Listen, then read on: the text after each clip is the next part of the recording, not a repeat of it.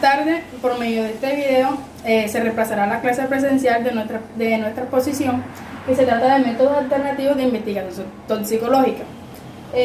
Mi grupo está conformado por Iván Oquendo Gabarca, Segundo Osten Guerrero y mi persona, María Mauricio Reyes. Les hablaré un poco de la introducción del tema. Bueno, en la actualidad se sintetizan cada año más de 1000 nuevos productos, entre ellos sustancias químicas, medicamentos, cosméticos, plaguicidas, aditivos alimentarios, etc. Con base a esto se ha generado la necesidad de evaluar experimentalmente su toxicidad para que las autoridades reguladoras autoricen su comercialización y esto ha provocado una serie de reacciones. Por tanto, en gran número de animales empleados en estos ensayos, 1500 aproximadamente por producto, y el sufrimiento al que se someten estos en el ensayo de toxicidad ha motivado a la oposición de asociaciones de defensa de los animales a una problemática. Por su parte, los fabricantes de estos productos se quejan del excesivo costo de los estudios toxicológicos, del costo y de los gastos que han generado. Todo esto ha motivado al desarrollo de métodos alternativos de investigación y a los protocolos oficiales de animales para el refinamiento de los procedimientos in vivo por el diseño de nuevos ensayos totalmente in vitro. Hablemos de lo que es un método alternativo in vitro. Es un ensayo realizado in vitro, quiere decir que se realiza fuera del organismo vivo y que normalmente está implicado en los tejidos aislados, órganos o células. Pues básicamente nos quiere decir que es una técnica realizada específicamente en un tubo de ensayo, en vidrio y no en los organismos vivos. Alternativo para la investigación toxicológica es órganos perfundidos. Este estudio facilita el estudio toxicocinético y secreción de sustancias. Este estudio lleva a la utilización de un órgano, sea hígado, pulmón o riñón, entre otros, sin necesidad de extraerlo del animal. Claro está, manteniendo el animal vivo, pero la víscera que se va a estudiar se mantendrá totalmente aislada de la circulación general del animal. Se produce artificialmente la circulación general, reemplazándola por un medio salino enriquecido en albúmina, que es una proteína muy presente en plasma sanguíneo, y eritrocitos, que son glóbulos rojos. Esta sustancia se inyectará por la arteria de irrigación, que en este caso sería la del hígado, por la arteria hepática común, que posee un 30% de irrigación, y por la vena porta, que posee un 70% de irrigación. Y se recoge la solución por la vena de salida, por la vena hepática izquierda y por la vena hepática derecha. Este estudio prácticamente se utiliza en lo que son órganos de perros, gatos, también en ratas, que son los órganos más pequeños. El ensayo de opacidad y permeabilidad de la córnea bovina. Este método alternativo se utiliza para saber qué tan irritante es una solución en los ojos bovinos. Este método alternativo está validado por la Organización y Cooperación del Desarrollo Económico. Este método implementa equipos de lectura como el opacímetro, que mide la cantidad de luz que pasa de la córnea hacia la retina, y un fotómetro, que mide la intensidad de la luz. Para este método se necesitan ojos bovinos de 12 a 60 meses de edad. Al momento de obtener estos ojos, se debe realizar el ensayo inmediatamente. Los ojos se mantendrán totalmente taponados en una solución para mantener el buen estado del globo ocular.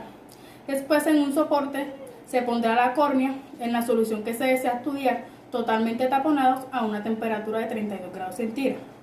Después se procederá a lavar los ojos con agua y se realizará el estudio de la lectura de opacidad.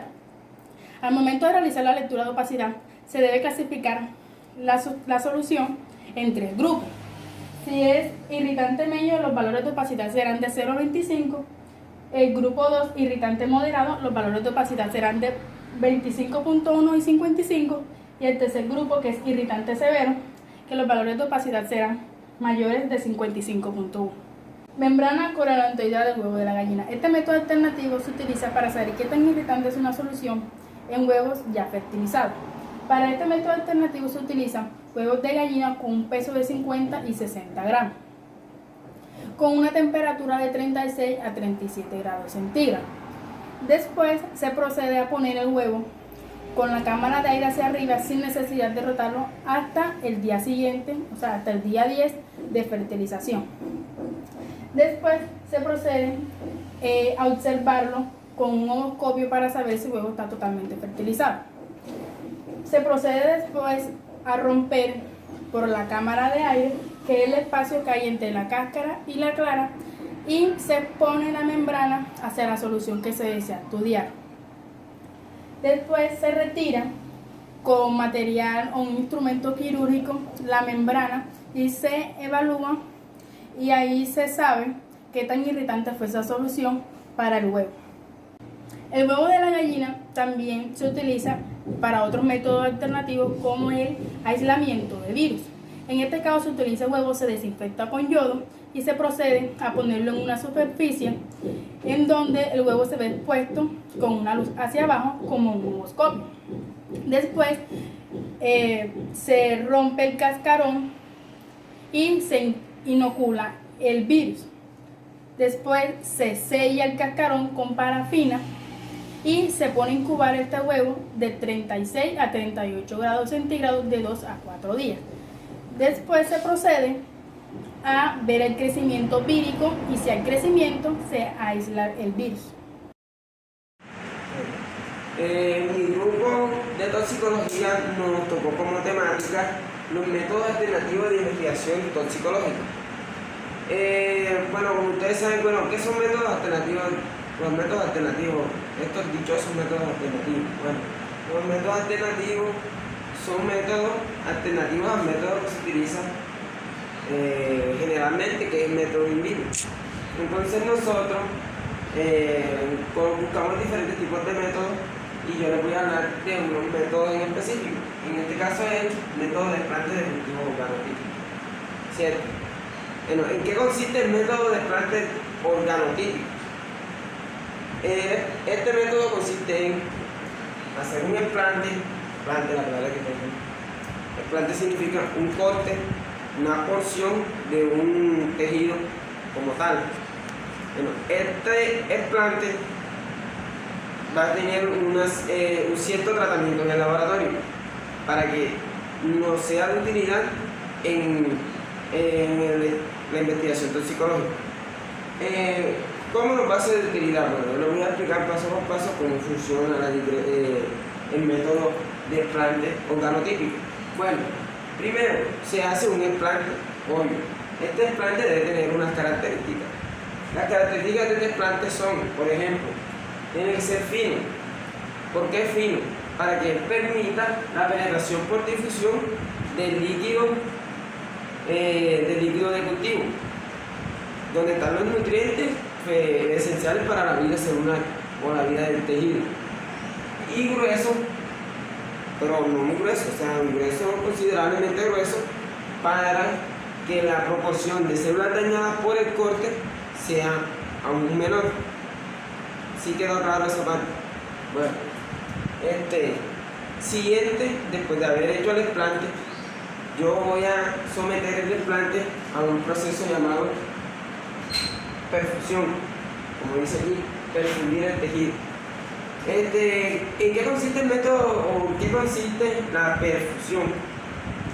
Es yo tomar una célula, ya sea una célula o una parte del tejido conocida como explante, sumergirlo en un medio de cultivo donde tenga todos los nutrientes, macromoléculas, tenga todas las necesidades, o sea, tenga todas las necesidades cubiertas, tenga a disposición cada una de las sustancias que necesita para sobrevivir el cultivo.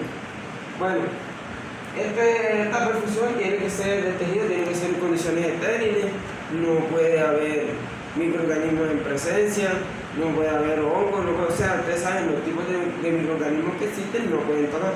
Por lo general es un flujo laminar, ustedes saben que es un flujo de oxígeno que actúa como una cortina y que no permite el paso de estos microorganismos. Bueno, entonces ya yo tengo el tejido perfundido, tengo el explante hecho, tengo el explante perfundido en el método de cultivo y todo. Entonces ustedes dirán, bueno, ¿dónde es que yo voy a perfundir este tejido? Pues bueno, existen unos equipos de laboratorio conocidos como cubetas. Las cubetas están herméticamente cerradas, selladas, no hay, el tejido no tiene contacto con el exterior, excepto por unas entradas que tiene adaptada la cubeta, por donde entra el líquido biológico, líquido fisiológico, donde entran los nutrientes, el oxígeno, incluso puede ser por donde es la vía por la que utilizaremos para introducir un fármaco o un tóxico dentro del medio de cultivo del tejido para empezar a cuantificar qué daño o qué beneficio está recibiendo el tejido con relación a ese tóxico o a ese medicamento que se le está administrando dentro de la cubeta de perfusión, ¿cierto? Bueno, tenerlo el cultivo aislado en la cubeta permite hacer estudios cuantitativos y toxicológicos, como acaba de decir antes. Bueno, haciendo un breve resumen del método de los explantes de cultivo organotípicos, pues ya llevándolo a palabras más castizas, más criollas, para que ustedes lo entiendan, ustedes compañeros lo entiendan de una mejor manera, porque todas estas palabras, pues bueno, yo voy a coger un ejemplo, el hígado. Yo voy a tomar un implante de hígado. ¿Qué voy a hacer? Tomar el hígado, voy a hacer un corte muy fino del hígado, pero que también sea grueso. Ya yo les expliqué por qué tiene que ser así, ¿cierto? Lo voy a tomar, lo voy a tener bien aisladito, lo voy a llevar a la cubeta, lo voy a perfundir en la cubeta. Cuando lo voy a perfundir, quiere decir que lo tengo suspendido en el líquido de cultivo, en el líquido de medio de cultivo. Él está ahí, está funcionando, está vital, no hay necrosis del tejido, el tejido está vivo, el pedacito de tejido. Entonces, yo cuando ya lo tengo perfundido, ya lo tengo cultivado como tal en la cubeta, yo empiezo a introducir el oxígeno, porque el oxígeno es vital, lo único para la célula. Y pues, por decir algo, como este estudio toxicológico, empiezo a introducirle el tóxico al tejido, ¿cierto? Esta actividad, esto que acabamos de realizar de introducir el tóxico al tejido, nos va a permitir hacer un análisis cuantitativo y decir, bueno, este tóxico le hizo esta cantidad de daño a este pedazo de tejido, ¿cierto? Entonces nosotros ya haciendo una extrapolación, decir, bueno, si esto le pasó a este pedacito de tejido, cuando el tejido ya completo va a sufrir, como van a ser las mismas células, va a ser el mismo tejido, va a sufrir, en teoría debería sufrir el mismo daño, o los mismos beneficios, o la misma intoxicación, la misma toxicidad, que le genera al explante, se le va a generar al tejido completo como tal. Una cosita que se me olvidaba decir, por ejemplo, la cubeta cuenta con electrodos y con marcadores de pH. Los electrodos son para la excitación molecular, ustedes saben, como todo un proceso bioquímico se necesita energía, ¿cierto? Energía hecha por el ATP, pero como el tejido no está en un organismo vivo, no hay quien le proporcione el ATP, la energía debe salir de algún lado. Para eso cuentan con los electrodos, que son los excitadores de energía para que haya reacciones entre el tóxico y las membranas celulares de las células del explante, ¿cierto? Y los marcadores de pH son muy importantes porque nos permiten saber si un medio se acidificó, si el medio se neutralizó, si el medio se tornó básico Y si hay un cambio en el pH, quiere decir que están ocurriendo reacciones dentro de la perfusión donde tengo el explante. Entonces, este es el método de explante organotípico. Ustedes tienen mi número de celular, de grupo. Si les quedó alguna duda, compañeros, pues simplemente escríbanme, que yo les estoy respondiendo las dudas sobre este tipo de cultivo, porque igual de todas maneras, creo que el profesor Camilo esto lo va a evaluar. Entonces, este es el método de explante. Con los métodos alternativos de investigación toxicológica, voy a hablar del método de cultivo de células digregadas. Quiero decir que tanto este método como el método de los explantes son métodos in vitro, ¿cierto? Son métodos en el laboratorio, cultivos en el laboratorio. Era un cultivo de un tejido completo, otro tipo de método. Bueno, ¿en qué consiste? Yo voy a tomar un explante tal cual como el explante del otro método, pero no voy a perfundir el explante y no voy a trabajar sobre el explante, sino que yo voy a disgregar el explante y voy a tener una célula que se va a llamar células disgregadas, y esas células disgregadas, sobre esas células disgregadas es que yo voy a trabajar. ¿Cuáles son los objetivos de este método? Primero, la multiplicación. Bueno, más que todo, el objetivo primordial es la multiplicación celular, ¿cierto? No existe tanta diferenciación celular de las células, por lo que de donde se toma el explante, pues, por ejemplo, si yo tomo un corte de piel, las células de ese corte de piel van a ser melanocitos. Al yo disgregar ese tejido, voy a obtener melanocitos, ¿cierto? Si yo tomo un explante de corazón, al yo disgregar el corazón, voy a obtener miocardiocitos. ¿Qué pasa? Estas células tienen ciertas características. Bueno, primero, crecen en monocapa. Les dirán que es monocapa. La monocapa depende de una facultad que tiene la célula de adherencia.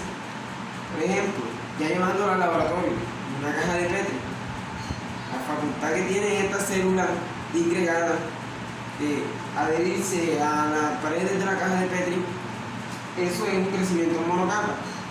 Entonces, ellas van a tratar de bordear, o sea, de tapar toda la caja de Petri, creciendo en una sola capa celular que se le conoce como monocapa. ¿Qué pasa en esta monocapa? Hay algo que se llama hay un fenómeno que se conoce como interacción celular o sociabilidad celular, también se puede decir así, y que es que como ellas están una al lado de la otra, digamos que esta sea nuestra caja de Petri, y ellas estén todo esto sea células, están una al lado de la otra, es un barrio de células, ¿cierto? Hay una interacción celular de una célula con la otra, ¿sí o no? Una interacción social como tal, como podría decirse, ¿cierto? ¿Qué pasa? Que cuando ocurre este tipo de interacciones, la división celular se inhibe. ¿Por qué? Por el contacto con otra célula. Por esa explicación, o sea, esa es la explicación de por qué la monocapa y por qué influye en la multiplicación celular. Bueno, dirán, bueno, ¿cómo hago la disgregación? ¿Cómo se disgrega una célula? Porque tú necesitas de disgregación y no dices cómo lo hacemos. Bueno, ¿se disgrega cómo? La disgregación se hace por medio de agentes químicos. Por ejemplo, un precipitador de proteínas, precipitador celular. Ya nosotros hemos manejado en bioquímica, hemos visto cómo se hacen este tipo de procedimientos. Y proceso físico. El proceso físico más efectivo para una disgregación es el centrifugado. Saben que esos 5.000 revoluciones por minuto, 2.500 durante 10 minutos, un licuado ahí, queda potenciado con la aire por allá, central por acá, o sea, hay un licuado, una disgregación en el centrifugado. Entonces yo puedo extraer células de ese licuado que van a ser mis células disgregadas, ¿cierto? Después de estas células disgregadas, les hago un trabajo en un laboratorio, las pongo en un método de cultivo, en un medio de cultivo, como la tripsina, el indol, bueno, hay muchos, ustedes lo conocen de microbiología. ¿Qué tienen estos métodos de medios de cultivo? Pues sales, glucosa, vitaminas, aminoácidos, y también contienen sueros fetales bovinos o equinos. Estos sueros fetales lo que tienen es un alto contenido de macromoléculas. Macromoléculas que estas células que están en el cultivo van a utilizar para su propia síntesis de proteínas, su propia síntesis de la pared celular, de la membrana celular. O sea, por lo general, para eso se utiliza el suero, como para reforzar el medio de cultivo. Bueno, las células disgregadas tienen una fase de latencia en la que ellas están ahí vivas, pero no están haciendo, o sea, se están como terminando de conformar, de desarrollarse como tal. Tienen una fase de crecimiento exponencial en que las células se duplican cada 24 horas, se duplica el número de células existentes se duplica cada 24 horas. Esto se reconoce como fase de crecimiento exponencial. La fase de confluencia, que es donde la célula empieza como ya a quedarse quieta, ya sabe que esos son sus últimos días, sus últimos momentos, como que dice. Y viene la fase de muerte, donde hay una fase de muerte celular. Pero el cultivo sigue a flote, porque como un crecimiento exponencial, con mucho que las células mueren, ya se multiplicó, o sea, nunca va a acabar el tejido. Entonces, ¿qué pasa? Volviendo a hacer un replanteo del tema, cuando yo empecé, yo dije que yo podía coger un tipo de célula, hacer un explante celular de cierto tipo de tejido. Como la diferenciación va a ser poca, entonces puedo yo inferir, puedo yo decir que estas células van a ser células del mismo tipo de células del tejido que yo escogí para el explante. Entonces, si es un corazón, yo sé los estudios que tengo que hacer toxicológicos sobre un corazón.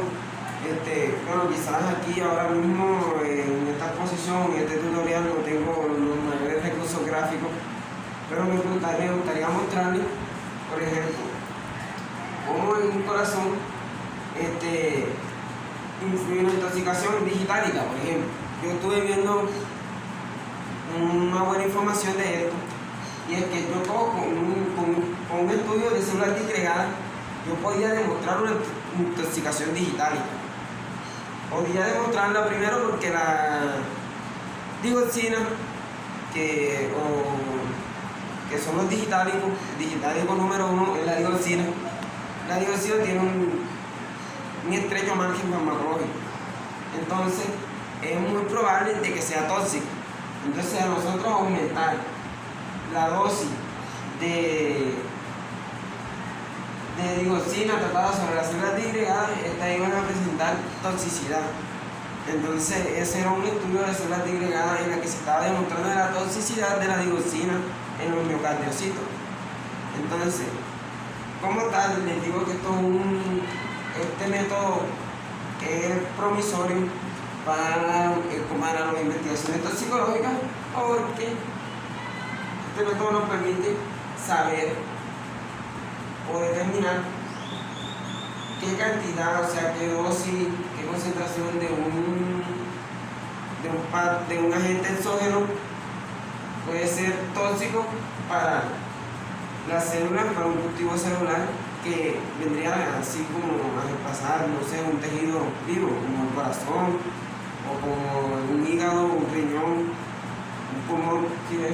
Eso es lo que un ojo estoy diciendo, que este cultivo, a compararlo, al hacer estudios toxicológicos, a coger al medio de cultivo y agregarle el tóxico va a matar tantas células. Entonces podemos determinar cuál es la dosis que podemos determinar: una dosis tóxica, una dosis no tóxica, una dosis letal. O sea, como tal, nos serviría como una alternativa al estudio de investigación toxicológica. Continuando con los métodos alternativos de investigación toxicológica, retomamos con el cultivo de líneas celulares. Bueno, yo les había hablado de los desplantes organotípicos en los que se utilizaba el desplante para el estudio toxicológico. Les hablé de las células disgregadas, donde se usaba un disgregado de desplante, se utilizaban las células de ese disgregado para el estudio toxicológico. Y ahora les voy a hablar de las líneas celulares. O sea, son consecutivos, lo que les quiero decir. El método de líneas celulares, bueno, ya habiendo obtenido las células por disgregación, saben que las células necesitan una fijación, fijarse a algo para formar la monocapa de la que les hablaba. Lo que pasa que las células de líneas celulares sufren un proceso de transformación. Puede ser el proceso de transformación, se puede ver acelerado o catalizado por enzimas, hormonas, agentes químicos, etc. Bueno, este proceso de transformación, ¿en qué consiste? En que las células disgregadas son naturales, vienen de tejidos, comúnmente formadas, son diploides. Y las células de las líneas celulares son aneuploides. ¿De dónde sale el término aneuploides? ¿O de dónde se trajo o dónde se escuchó por primera vez el aneuploide? Usted ha escuchado, no sé si han escuchado hablar de los tejidos meristemáticos en las plantas. Nosotros también tenemos una especie de tejido meristemático. O sea, el tejido meristemático es el que le da los renuevos de donde sale la planta, el tallo, las hojas, las ramas, de ahí sale la planta de los meristemos. Bueno, nosotros tenemos unas células aneuploides, así se conocen, que son por ejemplo las del ombligo, las del cordón umbilical, esas células que tienen una característica y es que son de vida infinita, pero esto es entre comillas, no me vayan a creer que esto tiene vida infinita así, vida eterna y tal, no. Es que estas aneuploides se pueden dividir infinidades de veces, innumerables cantidades de veces se pueden dividir. En cambio, las diploides, que son las de nuestro cuerpo, las células normales, alcanzan a dividirse hasta 40-45 veces durante toda su vida. En cambio, estas no dejan nunca de reproducirse. Entonces, ¿qué pasa? En cuestiones económicas, las líneas celulares son mejores. ¿Por qué? Porque en cuestiones de producción va a haber mucha más producción si son aneuploides. ¿Cierto? Ahora, estas células aneuploides tienen un menor grado de diferenciación, pues estas, como solamente se dividen a partir de una célula, y no de las disgregadas que podían ser varias en un cultivo de una monocapa, estas son una sola célula en suspensión y esas células da origen a miles y miles de células. Entonces, en cuestiones económicas, las líneas celulares son mucho más aprovechables que los cultivos de células disgregadas. En teoría, para el estudio toxicológico, no es teoría, es una realidad, que para el estudio toxicológico, tanto las líneas celulares como las células disgregadas, o sea, tienen el mismo efecto o revelan la misma cantidad de datos. Pues porque tú vas a tener un gran extendido de células que tienen las mismas características, son los mismos tipos de células, no están diferenciadas unas con otras. Entonces, yo voy a actuar con un agente tóxico. Este agente tóxico me va a permitir cuantificar cuál es el daño real que el tóxico le va a causar a un cultivo celular que vendría reemplazando un tejido. Entonces, en cuestiones, yo podría decir que preparando una línea celular, puedo armar un cultivo de una línea celular de un riñón. Y después, cuando tenga esa gran cantidad de células renales de riñón, entonces yo le agrego un tóxico y sé si esa sustancia puede ser tóxica o no, puedo predecir, porque ustedes saben que la toxicología tiene un carácter predictivo. Yo puedo predecir si esta sustancia va a ser tóxica a un riñón real, partiendo o extrapolando de que a esta línea celular de riñones le fue tóxico a cierta dosis cierto agente exógeno. Y entonces, de esa manera, yo puedo saber el grado de toxicidad o si le es tóxico cierta molécula o cierta sustancia a cierta línea celular. Y en este caso, como yo ponía ejemplo, un riñón. Entonces, pues este método de cultivo de líneas celulares, porque repito, en el grupo también número, alguna cosa me escriben y yo les estaré resolviendo alguna duda que tengan sobre mis 3 métodos de investigación o si quieren conocer más a fondo sobre él. Muchas gracias, mi nombre es Iván Oquendo y pues que tengan una feliz tarde y que ganen la materia del semestre. Gracias.